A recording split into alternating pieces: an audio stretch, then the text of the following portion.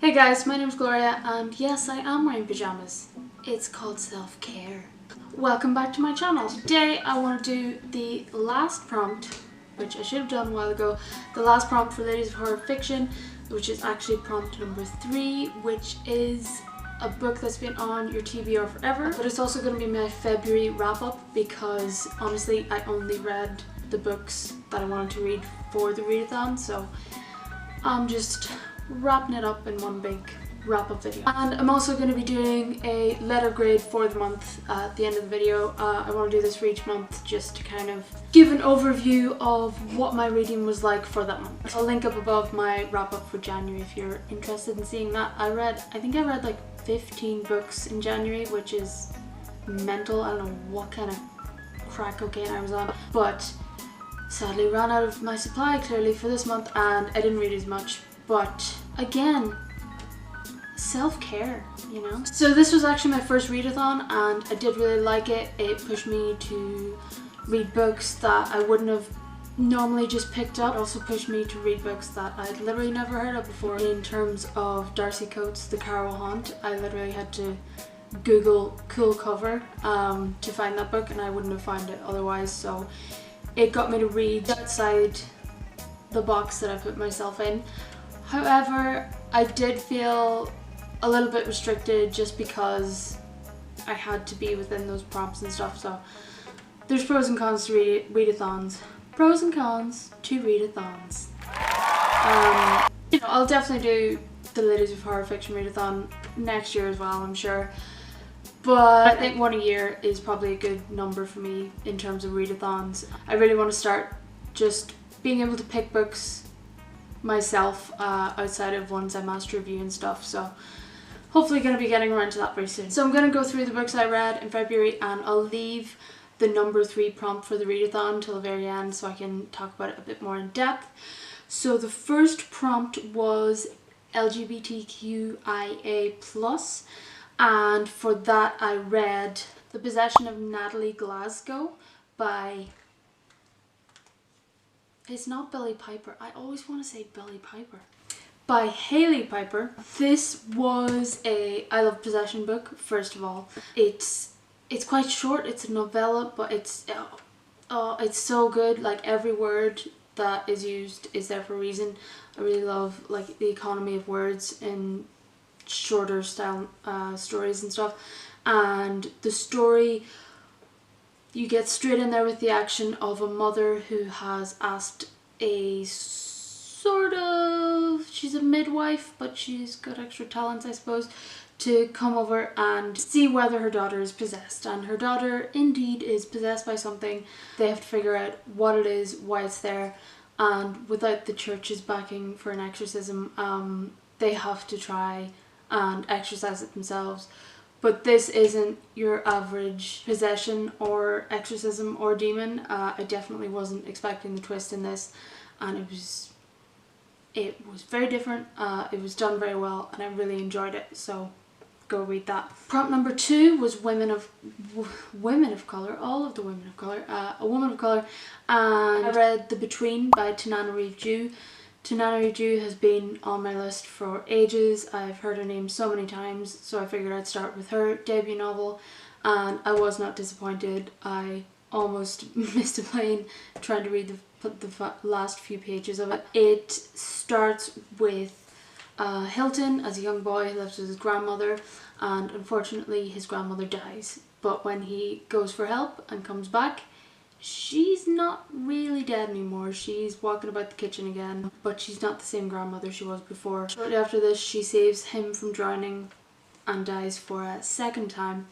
And we're brought into Hilton's future and his repressed memories, the nightmares he's having, and while his nightmares are being stalked by a sinister presence, his wife, who is the first elected African-American female judge in their area, is also being stalked by a terrible, terrible racist. It's a great story about family, about the pressures of family life and the pressures of a father in particular, because that's the main character in the book, and the horror element of it. It's got a great circular quality to it. I think the ending of the book really rounded out the beginning, and I'll definitely be reading To Nan Read You again. Skipping on to prompt number 4, this was a book with a cool cover, and I googled cool cover for horror books and I found Darcy Coates. I have since been advised to read her other books. They all seem to revolve around haunted houses, which is fine by me because I love a good haunted house. Honestly, she's good at writing haunted houses. This had a large cast of characters and I really liked it. It follows the story of a tour guide who is asked to extend her tour from about 3 hours to 2 weeks. A rich guy, of course, brings in a load of people so they can try and contact the ghosts in the house. And it's an interesting one because it starts off not with the premise that ghosts may be real and they're a bit skeptic, but the ghosts are 100% real and they're definitely there. And that was just sort of an interesting angle to go with the story from. But again, I would definitely pick up a Darcy Coates novel again, and especially one with a cover as cool as this. Prompt number 5 was the middle grade or YA horror, and for the middle grade I chose a book of short stories. This is sort of a series, and I'd read book 2 or book 3 I think, and thought it was really good, so I thought I'd check out book 1.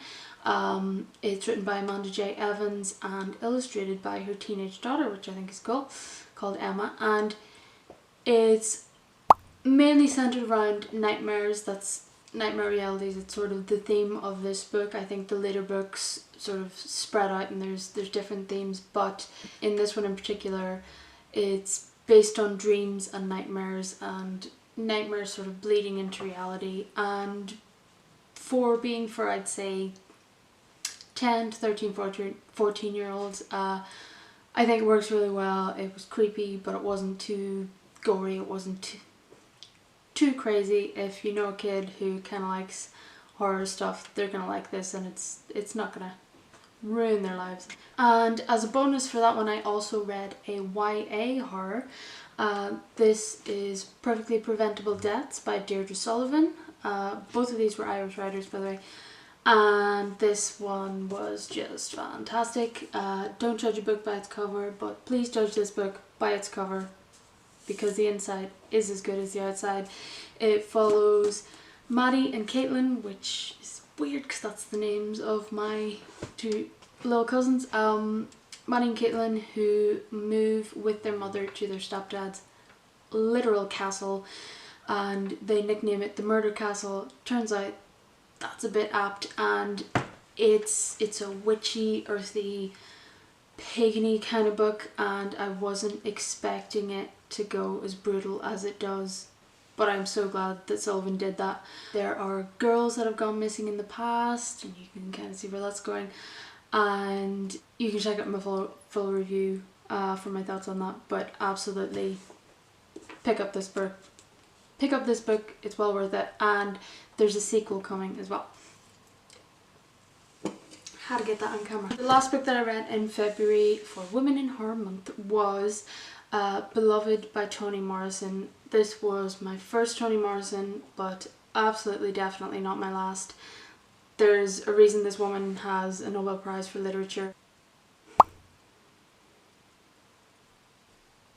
I just looked it up, she was actually the first African American woman to win it as well, so I am kind of glad that I read it last, because I wasn't rushing to get onto a new book or anything, and this book being more literary leaning, it wasn't dense, but it was rich, and it had prose that you really had to sit with, and you had to let it sink in to get the full weight of it, because it is a heavy novel to read. I mean, it's about slavery, it's about freed slaves dealing with their traumatic pasts, and the future that they could possibly have. So of course it's a heavy book, but it's absolutely an essential read, I think, for me anyway. So a synopsis of The Beloved is that you're brought into the story with Seth, who is an escaped slave, and she lives with her 18-year-old daughter Denver,